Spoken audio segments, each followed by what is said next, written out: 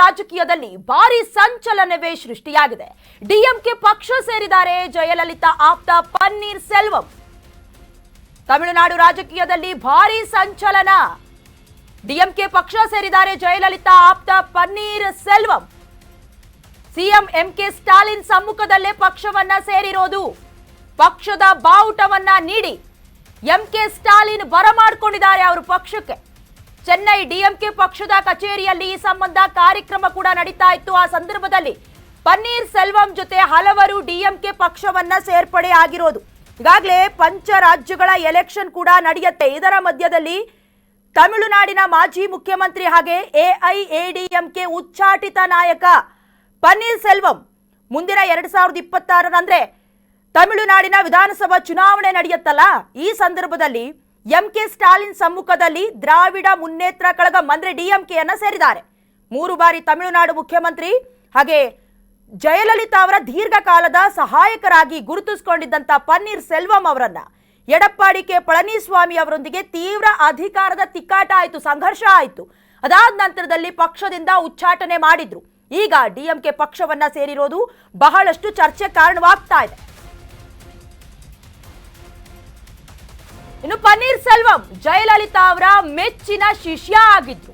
2 ಬಾರಿ ಜಯಲಲಿತಾ ಸೂಚನೆಯಂತೆ ಸಿಎಂ ಆಗಿ ಕೂಡ ತಮಿಳುನಾಡನ್ನ ಆಳಿದ್ರು ಕೂಡ. ಜಯಲಲಿತಾ ವಿರುದ್ಧ ಭ್ರಷ್ಟಾಚಾರ ಆರೋಪ ಕೇಳಿಬಂದಾಗ ತಮಿಳುನಾಡು ಮುಖ್ಯಮಂತ್ರಿ ಆಗಿದ್ರು ಪನ್ನೀರ್ ಸೆಲ್ವಂ. ಇದೀಗ ಜಯಲಲಿತಾರ ವಿರೋಧಿ ಪಡೆಯನ್ನ ಯಾಕೆ ಸೇರಿದ್ರು ಅನ್ನೋದು ಚರ್ಚೆ. ಸದ್ಯ ಸೇರ್ಕೊಂಡಿದ್ದಾರೆ. ಪನ್ನೀರ್ ಸೆಲ್ವಂ 3 ಬಾರಿ ಸಿಎಂ ಆಗಿ ಕಾರ್ಯನಿರ್ವಹಿಸಿದ್ರು. 1 ಬಾರಿ ಉಪಮುಖ್ಯಮಂತ್ರಿ ಆಗಿದ್ರು ಪನ್ನೀರ್ ಸೆಲ್ವಂ.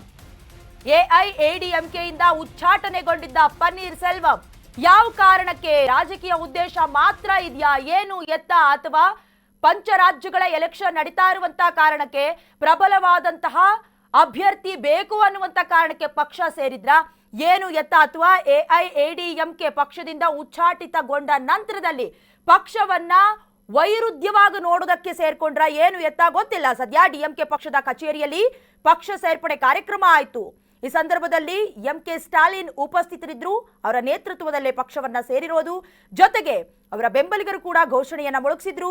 ಅದಾದ ನಂತರದಲ್ಲಿ ಆಡಳಿತಾರೂಢ ಡಿಎಂಕೆ ಪಕ್ಷದ ಸದಸ್ಯತ್ವವನ್ನ ಸ್ವೀಕಾರ ಮಾಡಿರೋದು ಗೊತ್ತಾಗಿದೆ. ಈಗಾಗಲೇ 2022 ಜುಲೈ 11ರಂದು ಕೂಡ ಮಧ್ಯಂತರ ಪ್ರಧಾನ ಕಾರ್ಯದರ್ಶಿಯಾಗಿ ಮಾಜಿ ಮುಖ್ಯಮಂತ್ರಿ ಎಡಪ್ಪಾಡಿ ಕೆ ಪಳನಿಸ್ವಾಮಿ ಅವರನ್ನ ನೇಮಿಸಲಾಗಿತ್ತು. ಪ್ರತಿಸ್ಪರ್ಧಿಯಾಗಿದ್ರು ಪನ್ನೀರ್ ಸೆಲ್ವಂ ಅವರು. ಪಕ್ಷದ ಖಜಾಂಚಿ ಹುದ್ದೆ ಹಾಗೆ ಪ್ರಾಥಮಿಕ ಸದಸ್ಯತ್ವದಿಂದ ಕೂಡ ಉಚ್ಚಾಟಿಸಲಾಗಿತ್ತು. ಈ ಎಲ್ಲಾ ಬೆಳವಣಿಗೆಯ ಮಧ್ಯೆ ಈಗ ಪಕ್ಷವನ್ನ ಬಿಟ್ಟು ಡಿಎಂಕೆ ಪಕ್ಷವನ್ನ ಯಾಕೆ ಸೇರಿದ್ರು? ನಿಮ್ಮೆಲ್ಲರಿಗೂ ಗೊತ್ತಿರೋ ಹಾಗೆ ಬೇರೆಲ್ಲ ರಾಜ್ಯಗಳ ಎಲೆಕ್ಷನ್ ಒಂದು ರೀತಿ ಆದ್ರೆ ತಮಿಳುನಾಡಿದ್ದೇ ಬೇರೆ ರೀತಿ. ಯಾಕಂದ್ರೆ ಇಲ್ಲಿವರೆಗೂ ಕಾಂಗ್ರೆಸ್ ಆಗ್ಲಿ ಬಿಜೆಪಿ ಆಗ್ಲಿ ಬೇರೆ ಬೇರೆ ಪಕ್ಷ ಅನ್ನೋದಕ್ಕಿಂತ ಪ್ರಾದೇಶಿಕ ಪಕ್ಷಕ್ಕೆ ಒತ್ತನ್ನ ಕೊಡ್ತಾರೆ. ಸೊ ಹಾಗಾಗಿ ಆ ಕ್ಯಾಲ್ಕುಲೇಷನ್ ಇರಬಹುದಾ?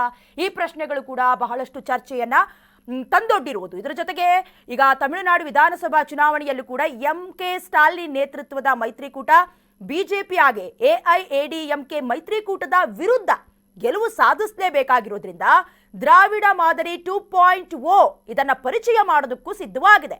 ನಟನಿಂದ ರಾಜಕಾರಣಿಯಾದ ವಿಜಯ್ ಅವರ ತಮಿಳಗ ವೆಟ್ರಿ ಕಳಗಂ ಪ್ರವೇಶದಿಂದ ತಮಿಳುನಾಡು ಚುನಾವಣೆ ತ್ರಿಕೋನ ಸ್ಪರ್ಧೆಯಾಗಿ ಬದಲಾಗುವ ನಿರೀಕ್ಷೆ ಇದೆ. ಎಲ್ಲ ಬೆಳವಣಿಗೆ ನೋಡ್ತಿದ್ರೆ ಹಾಗ ಅನ್ಸತ್ತೆ.